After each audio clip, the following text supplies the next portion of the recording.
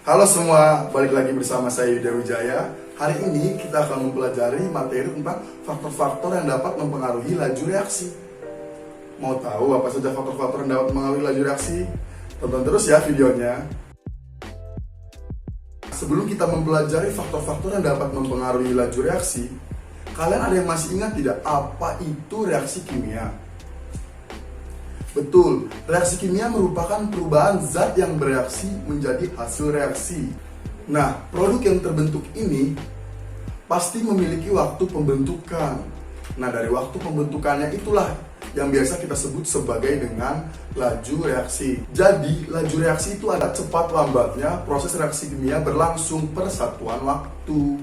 Nah, sebelum kita masuk ke faktor-faktor yang dapat mempengaruhi laju reaksi, kalian pernah dengar tidak apa itu teori tumbukan? Nah, jadi teori tumbukan ini pertama kali diusulkan oleh Max pada tahun 1916.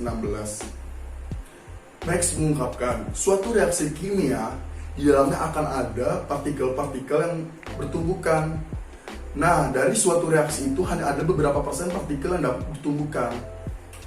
Nah, partikel-partikel yang bertumbukan itu disebut sebagai tumbukan efektif. Partikel-partikel ini memerlukan energi minimum untuk dapat membentuk sebuah produk. Nah, energi minimum ini yang biasa kita sebut sebagai energi aktivasi. Jadi, produk dapat terbentuk akibat adanya tumbukan-tumbukan antar molekul. Nah, jumlah tumbukan-tumbukan antar molekul ini disebut sebagai frekuensi tumbukan. Frekuensi tumbukan ini memiliki beberapa faktor yang dapat mempengaruhinya, yaitu konsentrasi, luas permukaan, temperatur, dan katalis. Yang pertama, luas permukaan. Semakin luas permukaan bidang sentuh, maka molekul-molekul yang ada di dalamnya akan semakin sering bereaksi, sehingga akan mempercepat laju reaksi. Contoh yang pertama, luas permukaan. Ketika pedagang bubur kacang menjual bubur kacang, hal pertama yang ia lakukan adalah mengiris gula merahnya terlebih dahulu, sebelum dimasukkan ke dalam bubur kacang. Hal ini disebabkan karena semakin luas permukaan suatu bidang sentuh, maka laju reaksinya akan semakin cepat. Nah, contoh ini merupakan faktor karakteristik bidang sentuh di mana semakin halus suatu bidang sentuh maka akan semakin cepat juga laju reaksinya. Yang kedua, konsentrasi. Semakin besar konsentrasi suatu zat, maka akan semakin banyak jumlah partikel atau molekul di dalamnya, sehingga laju reaksi akan semakin cepat. Karena di dalam partikel atau molekul itu akan semakin rapat, sehingga tumbukan akan lebih sering terjadi. Hal itulah yang menyebabkan laju reaksi akan lebih cepat jika konsentrasinya lebih besar. Contoh selanjutnya pada konsentrasi. Jika konsentrasi reaksi ditambah atau diperbesar, maka laju reaksi akan semakin cepat. Semakin besar konsentrasi zat, maka semakin banyak pula zat yang terlarut dalam pelarutnya, sehingga tumbukan antar partikel akan semakin banyak, begitupun sebaliknya. Contohnya, pada saat kita mencuci baju, jika kita menggunakan deterjen yang banyak, maka reaksi pembersihan kotoran akan semakin cepat dan efektif.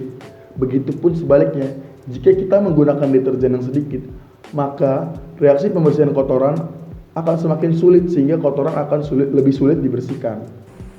Yang ketiga, temperatur. Semakin tinggi temperatur suatu zat, maka akan semakin besar pula energi kinetiknya, sehingga akan semakin sering terjadi tumbukan antara molekul atau partikelnya, sehingga dapat mempercepat laju reaksinya.